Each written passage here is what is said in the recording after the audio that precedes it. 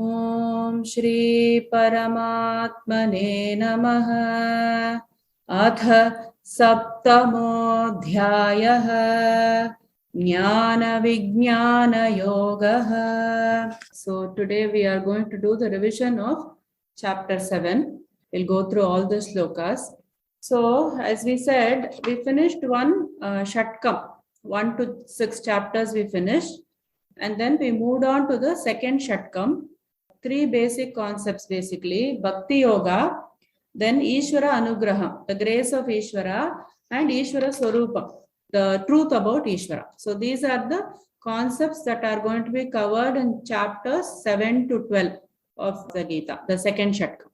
So Krishna starts himself the first shloka like this: Shri Bhagavan Uvacha Maya Saktamanaf Partha Yogam Yunjan Madashrayah Asamshayam Samagram Mam Yathagnyāsyasi Tachrunu. So he starts off the first shloka saying that I am going to talk about the Ishvara Jnana. So what are the qualities you should have? Like that he is starting the first shloka.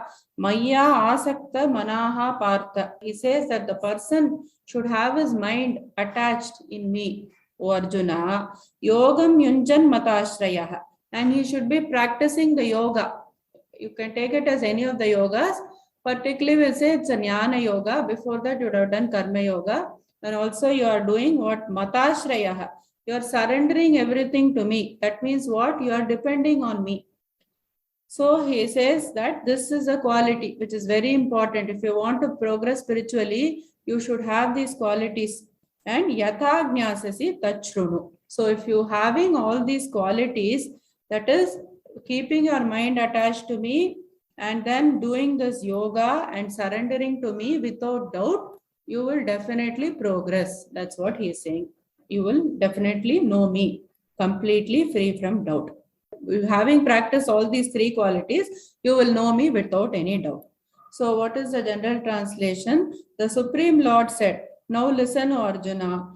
With the mind attached exclusively to me and surrendering to me through the practice of yoga, you can know me completely free from doubt. Then shloka number 2.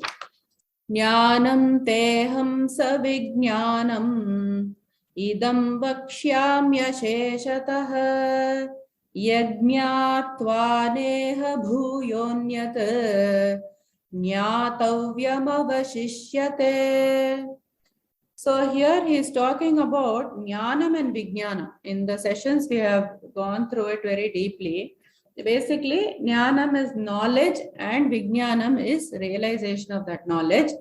Jnanam can also be said that is doing practices relating to the Saguna Brahman or the Ishvara, shape and form, and vijnanam is focusing on the Nirguna Brahman.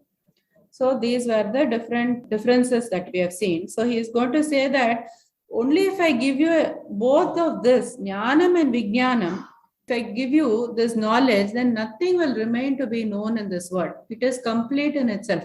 So all the other things that you are learning is being encompassed with this knowledge. If you know this, that's it. So this is the highest knowledge. Like that he is saying, jnanam te aham sa vijnanam. Te jnanam, I will give you the knowledge, sa, along with vijnanam, along with wisdom. Idam vakshyami asheshatah. So I will give you vakshyami, I shall reveal to you in full this jnanam and vijnanam.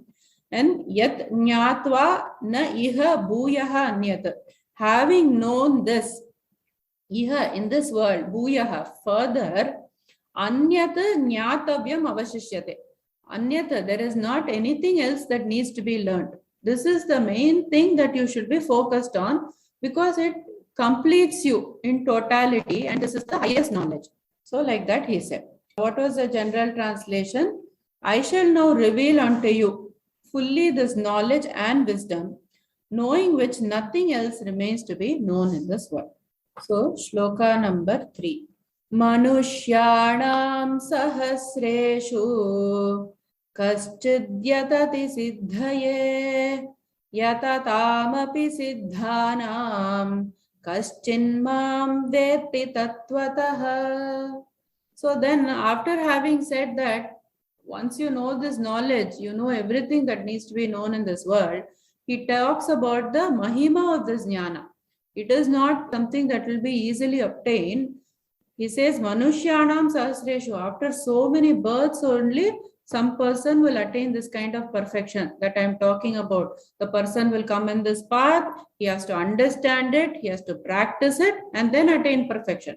Lot of stages are there, so don't take it very lightly. Like that he is saying. So, Manushyanam Sahasreshu, of many thousands of people, Manushyanam, of the men, Kashchid Yatati Siddhaye, only someone will really strive for this perfection. How many people will be really interested to come and sit in the classes? Not many people, right? So Yatatam api Siddhanam, Yatatam, of those who are striving also, of those striving people, Mumukshus, those people who are Jignasus also, Kashchid Mam Veti Tattvataha, only someone will know me in truth.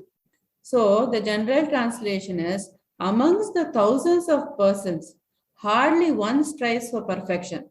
And among those who are striving to attain perfection, hardly one knows me in truth. So here the emphasis is not about how hard it is. The emphasis about constant practice is needed. And you have to keep devoting yourself constantly. That is the message here. Then shloka number 4. Bhumirapo nalo vayuhu khammano buddhireva cha ahankara iti yamme bhinna prakritirashtadha. So here he talks about 8 things which make up actually the apara prakriti or his lower nature. He is going to talk about 2 prakritis of his, apara, which is a lower nature, and para prakriti, higher nature, in the next shloka. In this shloka, he is talking about his lower nature or the apara prakriti. What is it being made up of? Bhumihi, apaha, analaha, vayuhu, kam. So all these 5 elements in the subtle form. Bhumihi, earth, apaha, water, analaha, fire, vayuhu, air, and kam is the space. So all these 5 elements are there. And then he's also talking about 3 more things. Manaha, which is the macro mind, not our individual mind. It is a macro mind. And buddhihi, the macro intellect. And also the ahankaraha, the macro ego, from where all these individuality came about. In the macro form he's talking about. Iti iyam me bhinna prakritihi ashtada. Like that, he said the causal form of the Maya, it divided itself into these 8-fold prakritis or these natures. So in this context, we have seen like several concepts. Why we introduce the concepts, even though it is difficult, is that later, hopefully, we are going to read other scriptures and it will help us a lot to understand other scriptures. Even though the words are difficult now, the concepts will be the backbone to understand basically all the scriptures of Hinduism. And furthermore, if we go to the Upanishads and all that, they'll be talking in this language. That is why, like now, if it is hard also, we will develop a connection. That's why I'm introducing these terms. But if it is too difficult, we can just ignore it and just take the substance of it. So the general translation was earth, water, fire, air, space, mind, intellect, and ego. These are the 8 components of my material energy. So one is basically, we will call it 2 natures. Technically, we will call the lower one as energy, because energy converts to matter and vice versa. And the other one we'll say consciousness. We will not use the word energy there in the higher nature. Shloka number 5. Apareyamitastvanyam prakrutim vidhi me param jiva bhutam mahabaho yayedam dharyate jagat. So here he says that, Arjuna, you are seeing only this inferior energy, which is the apara prakriti, but actually there is one more nature of mind, which is a para prakriti, which is a superior nature of mind, which has actually causes inferior nature to come about, and you are all existing in this inferior nature thinking this is the entire truth. If to know God, you must know what I am. That is real bhakti. So knowing about a person, if we know somebody, we should know inside out of that person, right? Like that, he says that you should know my natures, you should know who I am in reality. So he says, apare iyam itaha tuanya. So other than this apara or this inferior nature of mine, prakritim vidhi me para. So vidhi me param, there is a superior nature of mine also. Know that. What is that? Jiva bhutam mahabaho. Jiva bhutam. The jiva bhutas which are there, O Arjuna, mahabaho, mighty armed one. Yaye idam dharyate jagat. It is the basis of this material world or this lower prakriti. So he says, such is my inferior energy. But beyond it, O mighty armed Arjuna, I have a superior nature. This is the intelligence principle which forms the basis of this world. And then he is going to explain his more of the Paraprakriti only. Like he is going to go and expand on the Paraprakriti, and he is going to say, even though I made of these two Prakritis, foolish people are only seeing one of my Prakritis, the lower nature, and they have to go beyond this lower and see the higher. Like that he is going to explain. Shloka number 6. Yetadyonini bhutani sarvani tyupadharaya aham kritsnasya jagatah prabhavav pralayastatha.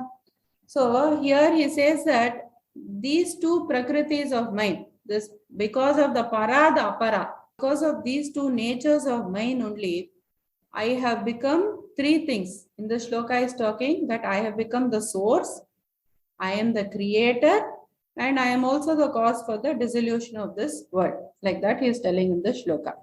Yetad yonini. Yoni means womb. This is the womb. Which one? The two prakritis, the para and the para prakriti.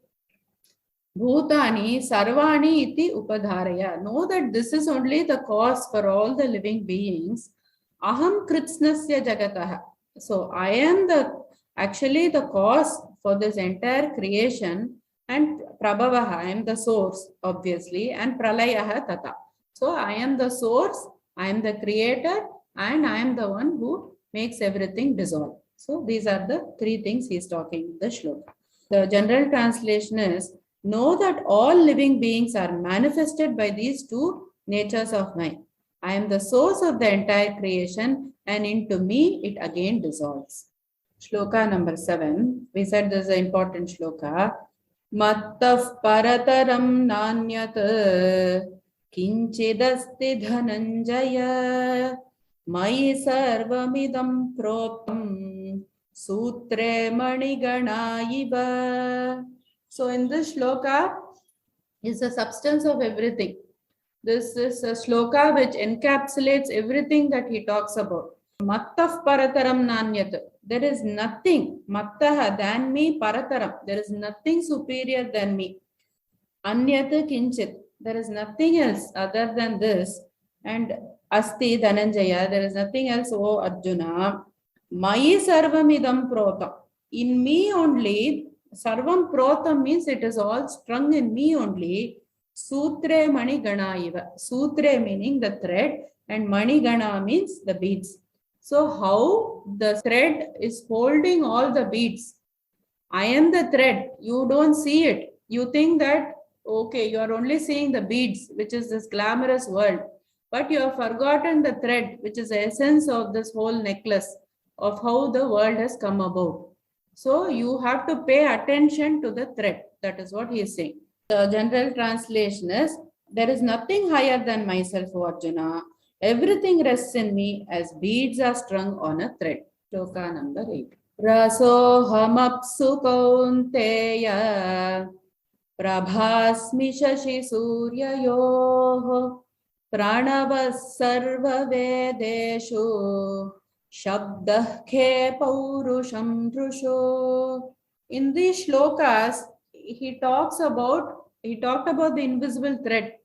He's talking about his vibhutis or superpowers, where, we can think about the world as God. We should be able to think about the entire world as God. So first, in the scriptures, how it will be presented? God will be presented as a person with the shape and the form. So we can focus our attention there. And we do regular practices and we stabilize ourselves there. And also in such a way that God is above, and from there He is looking at us who are all on this earth. Second stage is presented here, which says that after some time, after doing that practice for some time, you will get the knowledge that actually the God in the puja room, the idol, the shape and the form is actually manifested everywhere. And there is nothing apart from Him. There is God, there is nothing but God. That realization will come. And this is the second stage. And He is helping us to see God in every situation and God in everything. So He gives some examples, which are the vibhutis we call, or His superpowers, that I am the essence. When you see water, I am the essence. Rasoham apsu kaunteya. Rasaha means the taste, apsu, in the water. I am the taste in the water. In water, the taste is coming from me. I am the essence of the taste in the water. O Arjuna, Prabhasmi Shashi Surya Yoho. So, in the moon and the sun, when you see the brilliance, when you see the light, what is it? It is me, actually. And Pranavaha Sarva Vedeshu. In all the Vedas, the Pranava is a name, or the Om is a name for the God, and it is said to be the highest name given to the God.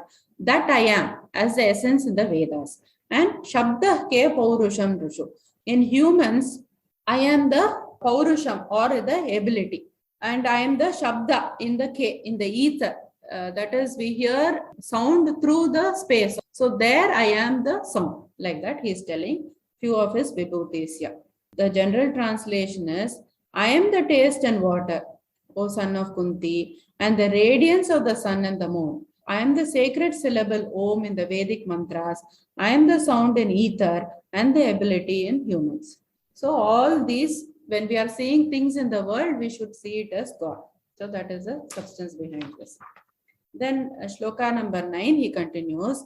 Punyo gandav prithivyam cha tejaschasmi vibhavaso jivanam sarva bhuteshu tapaschasmi tapasvisho. So he continues his vibhutis.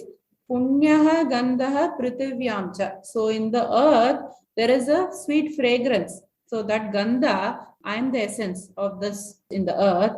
And tejaha cha asmi vibhavaso. In the fire, when you see light, that teja, the brilliance is only me. And jivanam sarva bhuteshu. So jivanam sarva bhuteshu means in all the beings as a life force, I am only existing. Tapascha asmi tapasvishu. So of the people who are doing the tapas, ascetics, then I am the person who has this capability to do the penance, or I am existing as a penance in these people, like that he says. So I am the pure fragrance of the earth, the brilliance in the fire, I am the life force in all the beings, and the penance of the ascetics. And then shloka number 10. Bijam mam sarva bhutanam vidhi partha sanatanam buddhir buddhimatam asmi tejas tejasvinamaham. So he continues here, Bijam mam sarva bhutanam. I am the seed of all the living beings. Vidhi partha sanatanam. Know that, but what am I actually? Eternal. I am the eternal source.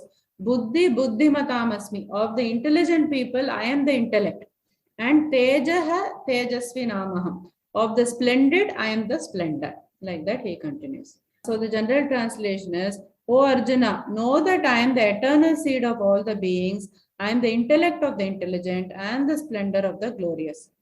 And then in shloka number 11, he says, Balam balavatam chaham kamaraga vivarjitam dharma viruddho bhuteshu kamosmi bharatarshabha.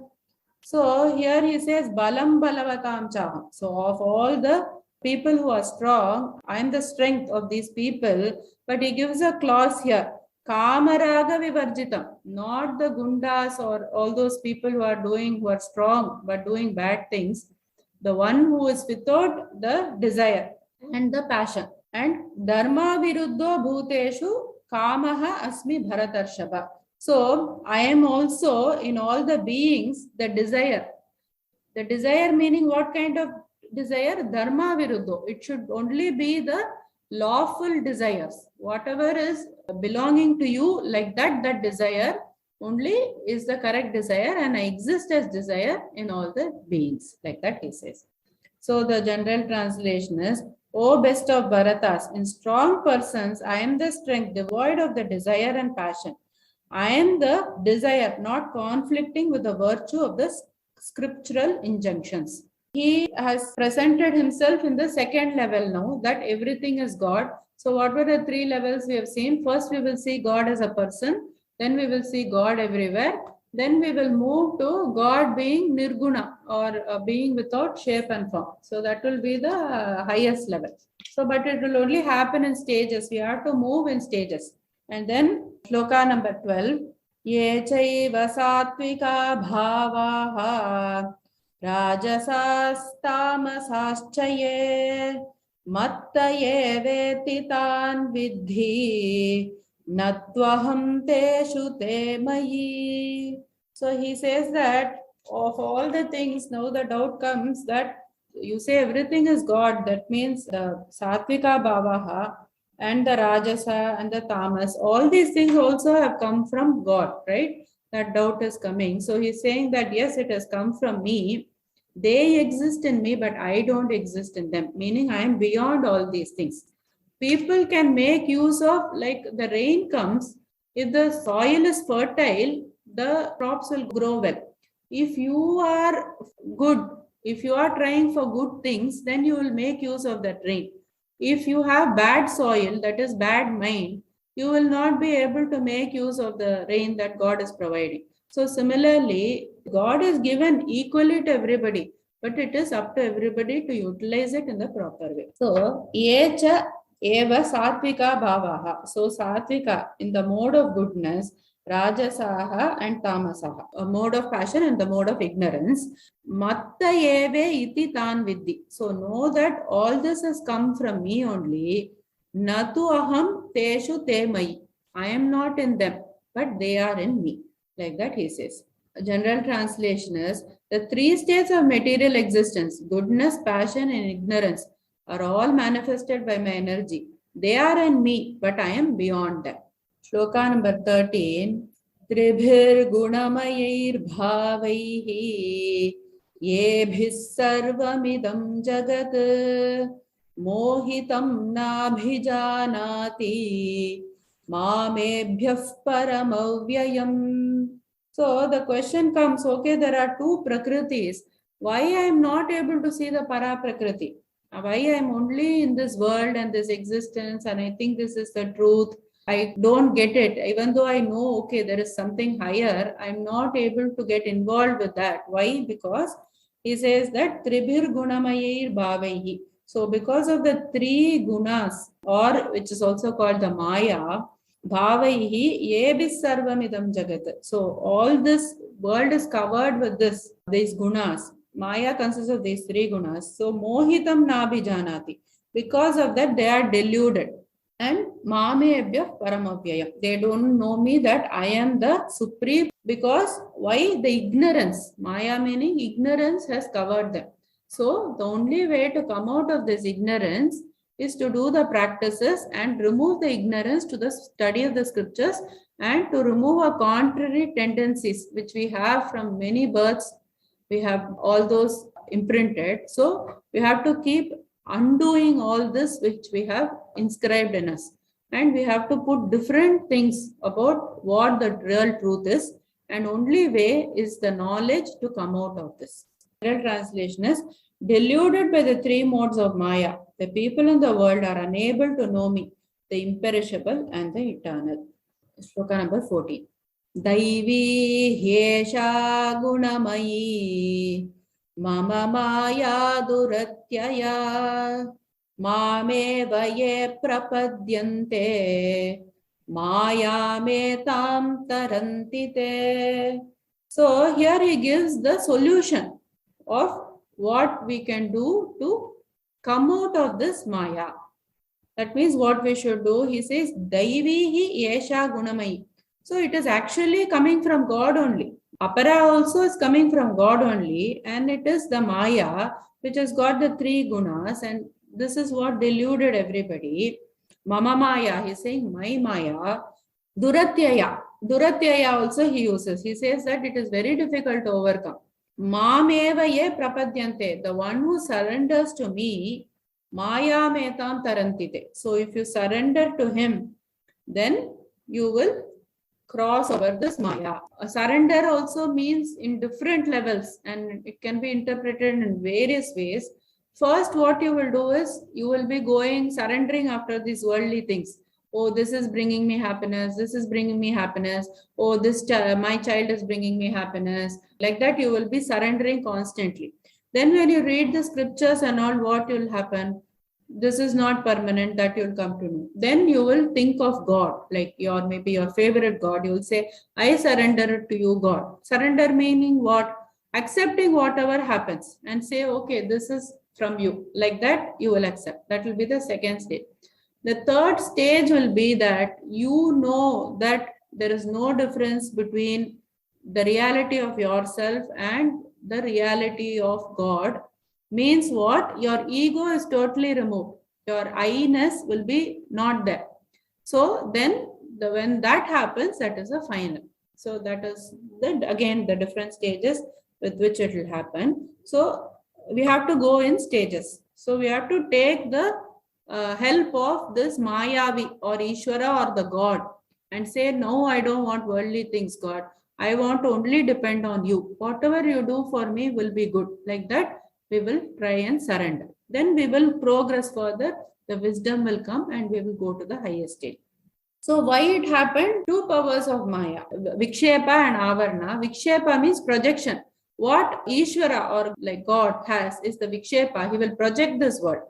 And Avarna is, so the truth is being covered. We are under the ignorance. So because of that, we cannot see this Para Prakriti. Imagine there is a cloud covering you.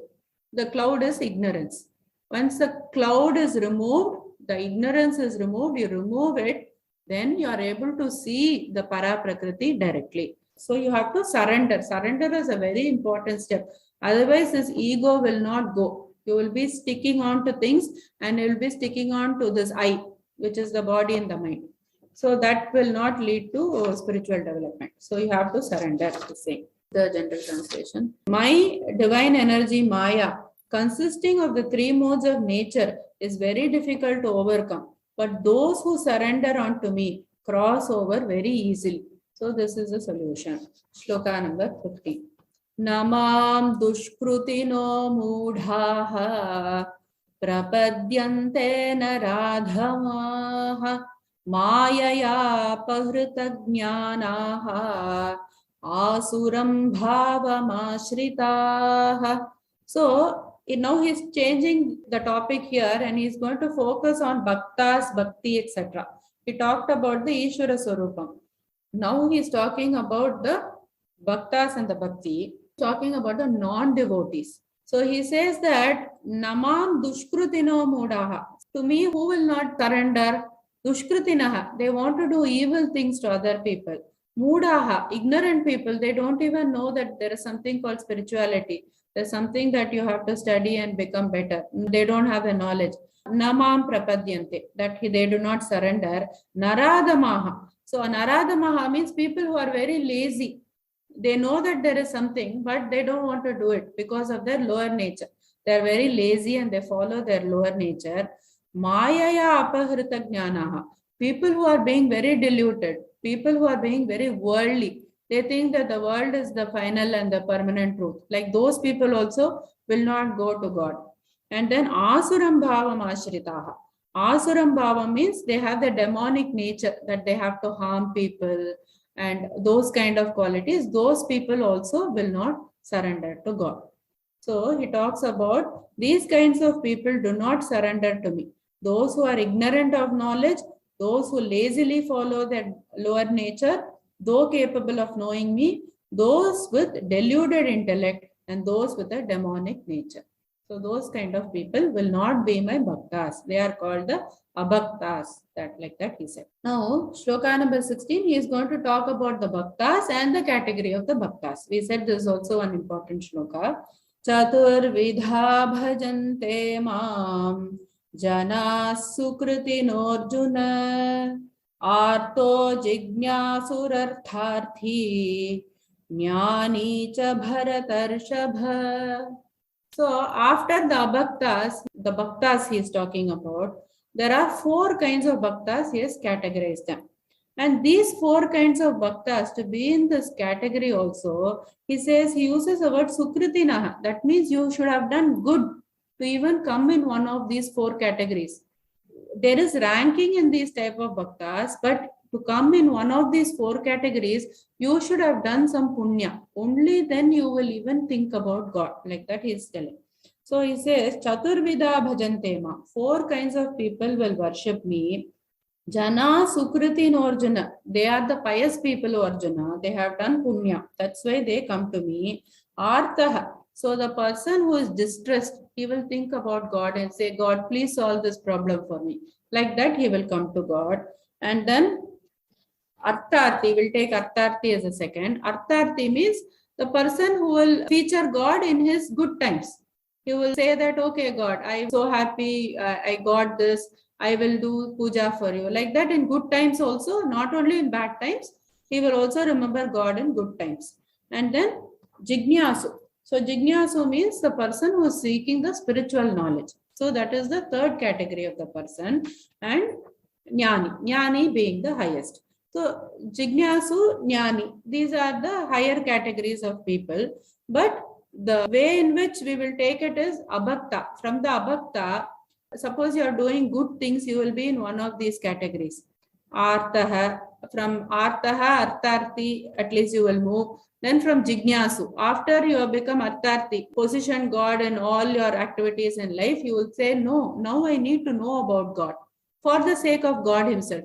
I don't want anything from him. I want to know who he is. And I want to worship him for the sake of worshipping. So we will move to that level as a Jignyasu. And then from there, Jnani, who realizes that the reality within him is the same as the reality in God. So the final stage is called the Jnani. And Krishna says, none of these people are bad people. They're all pious and they are come to me in the right way only. But there are levels. So for the Artaha and the Artharthi, we said that the goal is not God. The goal is something else, but they use God as an instrument. For the Jignyasu, he used God as an instrument and is the God also is the goal. For the Jnani, there is no division between the seeker, the goal and the instrument. So that is the highest kind of devotion when that merger will happen. So the general translation is, oh, the best among Bharatas, 4 kind of pious people engage in my devotion.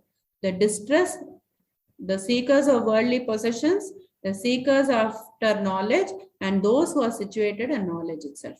So now, shloka number 17, he is going to talk about the Jnani. Tesham Jnani Nitya Yuktaha Eka Bhaktir Vishishyate Priyo Hi Jnani Notyartham Aham Sacha Mama Priyaha. So Krishna says that all of these people are good only, but for me, the Jnani is the highest. Because what? He has realized the truth. I am very dear to him and he is very dear to me. Tesham Jnani Nitya Yuktaha. This Jnani Nitya Yuktaha. Why? Because he is very steadfast. He is always united with God. Eka Bhaktihi Vishishyate. Eka Bhaktihi means that he knows that there is only one. In terms of Advaita, it will be explained only like this, that there is only one. There is no second. Everything is only one and others are only manifestations of this one. That is exclusive devotion according to Advaita Vedanta. And Vishishyate Priyaha hi Jnaninaha Atyartham. So I am very much dear to him and Sahacha Mama Priyaha, and he is also very dear to me. So the general translation is, among these, I consider them to be the highest, who worship me with knowledge and are steadfast and exclusively devoted to me. I am very dear to them and they are dear to me. Shloka number 80. Udara sarva evaite jnani tvatmaiva me matam asthita sahi yuktatma mameva nuttamam gatim. So he says that all the other bhaktas are noble too, but this person is basically me myself. Because that person has realized that he is what is in him. The Atma is the same as the Brahman. So that he has realized, Aham Brahmasmi, that he has realized. So he is me, myself, like that he is telling. Udaraha sarvayeva ete. They are all noble. Sarvayeva ete. All of them are noble. Jnani tu atma eva me mata. But my opinion, Arjuna, is that Jnani is my very own self. Astitaha sahi yuktatma. He is situated, ever united in me. Yuktatma. He is ever united in me. Mameva anuttamam gatim. So he has reached the supreme goal. Devotion is one-pointed because what? He already realized that the reality in him, the same as the reality in God. So the general translation is, indeed all those who are devoted to me are indeed noble, but those in knowledge who are of steadfast mind, whose intellect is merged in me and who have made me alone as a supreme goal, I consider as my very self. Then shloka number 90. Bahunam janmanamante jnanavan mam prapadyate Vasudeva sarvamiti samahatma sudurlabha bahunam janmanamante. So after lot of births, jnanavan mam prapadyate, the one who is endowed with knowledge completely surrenders to me. Knowing what? Knowing the absolute truth. Vasudeva sarvamiti. Vasudeva means we are talking about this Paraprakriti of the God, not just one particular God. We are talking about his absolute nature. He is omnipresent, he is eternal, all those Vasudeva Sarvam. It is only God, nothing but God, that he has realized. Sarvamiti Saha Mahatma Sudurlabha. That kind of a soul is very rare to find in this world. He says, after many births of spiritual practice, one who is endowed with knowledge surrenders unto me, knowing me to be that all that is. Such a great soul is indeed very rare. Then shloka number 20. Kamaistaistaihritagnyanaha prapadyante devataha tam tam niyamamasthaya prakritya niyatasvaya. So here he talks about the way in which the Sakama Bhaktas or the people with desire, the Arthas and the Artharthis, the people will seek God for a particular goal. What they will do, like that, how they will worship, it is being told. So distinction has to be made between Sakama and Nishkama and Saguna and Nirguna. So these are two different things totally. Sakama meaning worshipping with a desire in mind that God, you please give me this, you please solve this, that is Sakama. Nishkama means just worshipping God for the sake of worshipping God. You are not asking him for anything. You want to know more about him. You want to be more devoted to him. That kind is called Nishkama. You are not expecting anything from God. And then Saguna and Nirguna. So Sakama and Nishkama can be on the Saguna, like with shape and form. You worship the God, you keep an idol and say that this is my favorite God. I'm going to worship that God without asking anything in return. So that is possible with Saguna also. Nirguna means you are going beyond the shape and the form because you know that the God is absolute reality and it cannot be contained in the shape or form. It is beyond that shape and form. Like that, when you realize, then you will worship the Nirguna. So here he is talking about the Sakama Bhakti. So people who are doing Sakama Bhakti, they will usually worship a deity only. They will worship the Saguna Brahman only. And what they will do, kamehi taihi hritagnyanaha.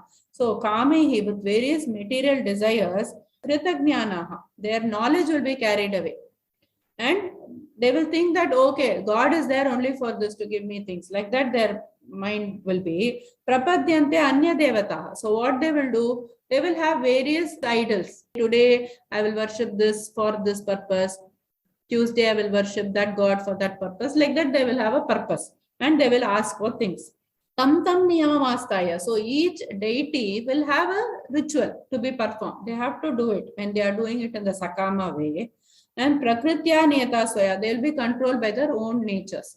So what did we say? What are the deities in Hinduism? They are certain individual powers. And when we worship those powers, we will get it. And basically, everything is only one.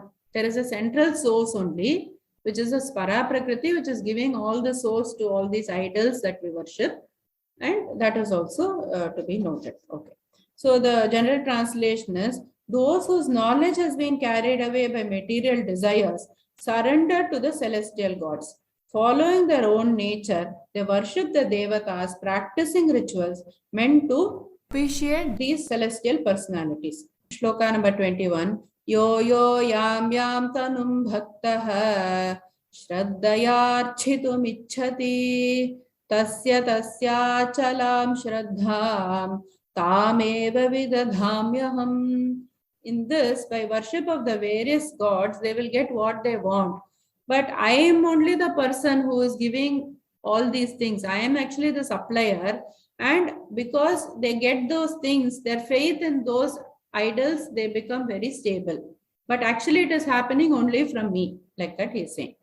So yaha yam yam tanum bhaktaha. Whoever, whatever the devotee, shraddayarchitam ichhati. This devotee will worship with faith. That one quality he has.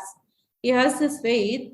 And tasya achalam shraddham. So this faith, I will make it steady. Tameva vididamyaham. By bestowing him what he needs, I will make this steady for him. Like that he is saying. So whatever the celestial form a devotee seeks to worship with faith, I steady the faith of such a devotee in that form. And then shloka number 22. Sataya shraddhaya yuktaha tasyaradhanamihate labhate cha tatah kaman mayaiva vihitan hitan.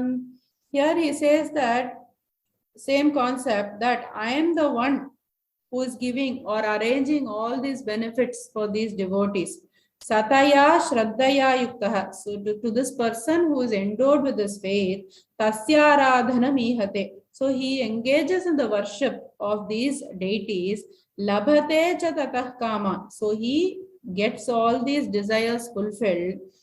Maya eva vihitan hitam. It is only certainly granted by me alone. Ishvara, the central god, god of religion, and beyond which we will worship it as nirguna, or the construct will be removed, the shape and form will be removed, and then the nirguna aspect will be worshipped. Endowed with faith, the devotee worships a particular celestial god and obtains the objects of the desire. But in reality, I alone arrange these benefits. And shloka number 23. Antavattu phalam tesham tadbhavatyalpamedhasam devan devayajo yanti madbhakta yanti mamapi. Says that, okay, I will give them everything they want, but poor people, they are going for very small goals. So they get small results. And they don't know that there is something beyond all these perishable things that they can aspire for. So he says that antavat, it is perishable. To phalam tesham, so whatever they are going to get, even though they prayed so much, they did all these pujas and everything, what they got in the end is going to be perishable only. Tad bhavati alpamedasam, because the people's understanding are very small. When we don't know who God is, when we don't know what we are going after, we will have a very limited understanding. Listening to these scriptures will broaden the understanding, and we will know what our goal should be, and we will know about what we should ask for from God. Even if you ask for something, we know will be something higher. So Alpamedasam, these people are of very small understanding. Devan Devayajaha Yanti. So the people who worship the Devas, like these various forms for specific benefits, they will go to the gods or they will go to the lokas. You maybe do a lot of punyam, you will go to that loka of that god. But the person who worships me, for me alone, Devayajaha Yanti, Madbhaktaha Yanti Mamapi. So, but my bhakta will come to me only. So the general translation is, but the fruit gained by these people of small understanding is perishable. Those who worship the celestial gods go to the celestial abodes, while my devotees come to me. Shloka number 24. Avyaktam vyaktimapannam manyante mama buddhayaha param bhavamajanantaha mama vyayamanutamam. So here he is talking about the para-prakriti of his. Then avyaktam vyaktimapannam. So people think that I have a personality and I am actually a person. But I am not like this. Abuddhayaha. These people are the less intelligent people. What is my actual nature? Parambhava. My nature is very supreme. Ajanantaha. Not understanding this. Which nature? Avyayam and Anuttama. That my nature is imperishable and my nature is excellent. Like that they don't understand and they are thinking that I am a person. Like that he is telling. The less intelligent regard me as having a personality, not knowing my higher immutable unsurpassed nature. Shloka number 25. Naham prakashas sarvasya yogamaya samavrutaha mudhoyam nabhijanati loko mamajamavyayam. So the same concept as before has been told here, that because of the yoga maya, my yoga maya, people are deluded in ignorance right from their birth. Sarge yanti. So naham prakasha sarvasya. I am not visible to everybody. They don't know that I am like this. Sarvasya yoga maya samavritaha. Because the yoga maya is veiling everything. Mudoyam na abhijanati. The mudas or the foolish people do not know loko ma majamavyaya. They don't know that I am immutable and I am unborn. They think that I am a person. I am just like them. Like that they think, which I am not. The general translation is, I am not manifest to everyone, being veiled by my yoga maya energy. Hence, those without knowledge do not know that I am without birth and I am changeless. Shloka number 26. Vedaham samatitani vartamanani charjuna bhavishyani cha bhutani mam tu vedana kaschana. So here he says that, again he continues about the para-prakriti. Vedaham samatitani. I know the past, vartamanani, the present, and the bhavishyani. I know the past, present, and the future. Mam tu vedana kashana. Nobody knows me. Meaning the jivatmas, they don't know me. Earlier told also to Arjuna, Arjuna, you had many births which you forgot. But I know all your births and also I know all my births. What I came as avatara, I know that. So meaning that we as jivas will not know all these things, but he is the Sarvagnya. As Ishvara, when we look at him as Ishvara, he is Sarvagnya, all knower. And when we look at him as the Nirguna Brahman or the Brahman, then he is the Sakshi, he is just the witness. The power of Maya only, everything is happening. He is just not participating in anything. General translation is, O Arjuna, I know of the past, present and future. I also know all living beings, but me no one knows. Shloka number 27.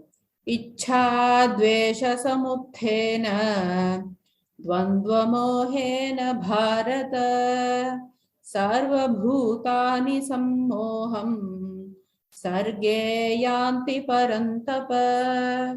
So he is saying that what is this people they are experiencing? Only two things. It is very simple to describe the samsara. It is the resisting and the clinging. Only two words are needed to describe the samsara. Resisting what? Pain. Clinging to what? Pleasure. The whole life is driven only with these two words, resisting and clinging. If you didn't do it, then you will be freed from this. And this is what is called the duality or the dvandva. I like to be in a place where it is cold. I like to eat this food. I don't like this person. I don't want to do this work. So this like and dislike control everybody, and it is coming from our vasanas. And further also we are making decisions which is further emphasizing all our previous vasanas. So it becomes even more stronger. And then what happens is we are caught up in this cycle. So the only way is to come out of this cycle. First step we saw was a karma yoga, that we will say that, okay, likes and dislikes don't bother me. Whatever happens in my life, let it happen. Like that, when you do the arpana to God and you take it as a prasada, that will cure yourself from this duality as the initial state. So, dvandva mohena bharata. So, they are telling that the ichcha dvesha, the desire and the aversion, samuktena, rise from dvandva moh. This is a duality. It is arising from this delusion. Bharata, O Arjuna, sarva bhutani sammoham. Everybody is put into delusion. Sarge yanti parantapa. It's coming from the birth. Why it's coming from the birth? Previous vasanas. You had a previous birth. So this cycle continues. You are deepening the likes and the dislikes. And further in the next janma, our likes and dislikes are going to continue from this birth. So please erase it. Like that he is telling.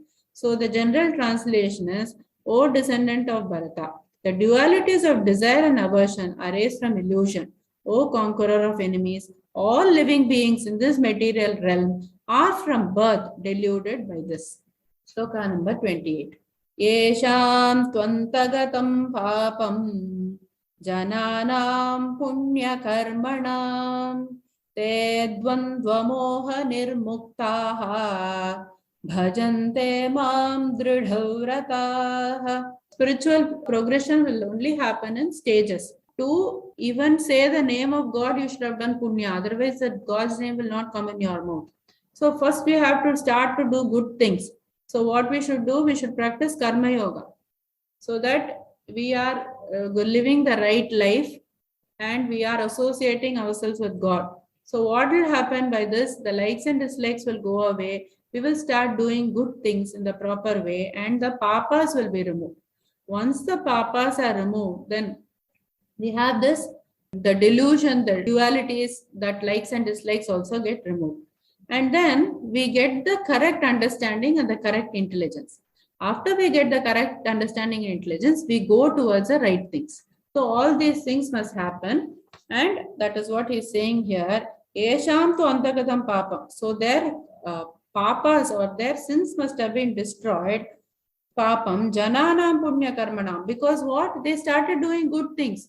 So if you want to take a bad water out from a vessel, you have to flush it with good water. Then the bad water will, after a lot of putting good things in there, the bad things will go away. Like that in your mind, in your daily life, we have to just start putting a lot of good things so that the bad things, there will be no space for the bad things to exist. Janana punya karmana. So they will do the punya karmas. Te dvandva moha nirmuktaha. So they are released from these dualities. And bhajante mam dridhavrataha. So they know that there is only one goal, which is the right goal. That viveka or that discrimination they got. After doing all these things, they got that. They will not get in the beginning, but if they follow the process, then they are sure to get to the stage. And then they go in that goal as though that is the only goal in their life. Like that, that stage will come. But it will have to happen through these stages and we have to keep practicing all these things. So general translation is, but persons whose sins have been destroyed by engaging in pious activities become free from the illusion of dualities. Such persons worship me with determination. Shloka number 29.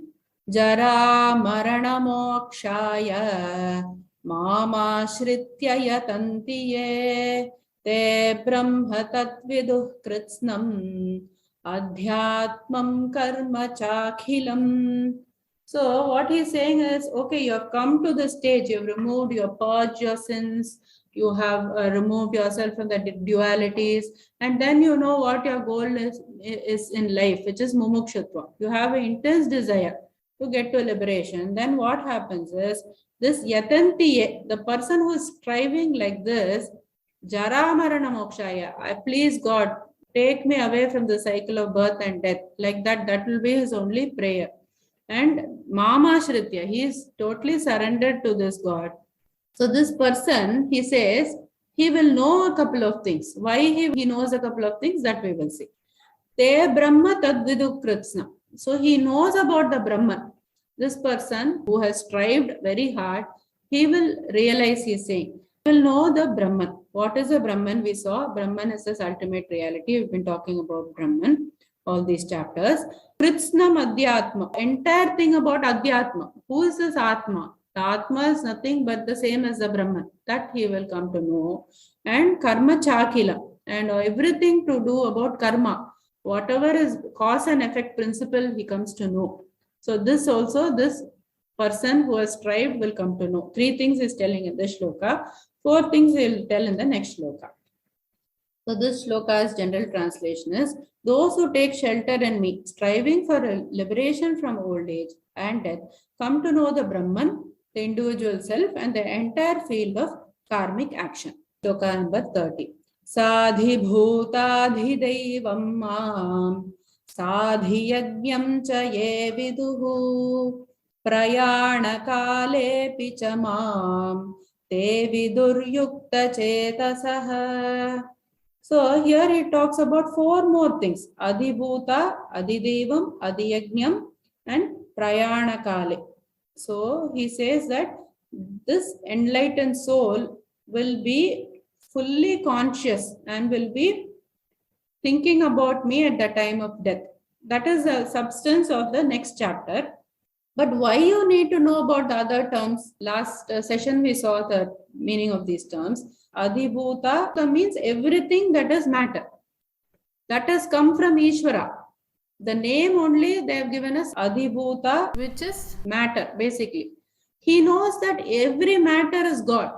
That knowledge he has. So what is Adidevam? So whatever is subtle in the universe, the powers of the Devas, and we also say that all this is being talked about in our body.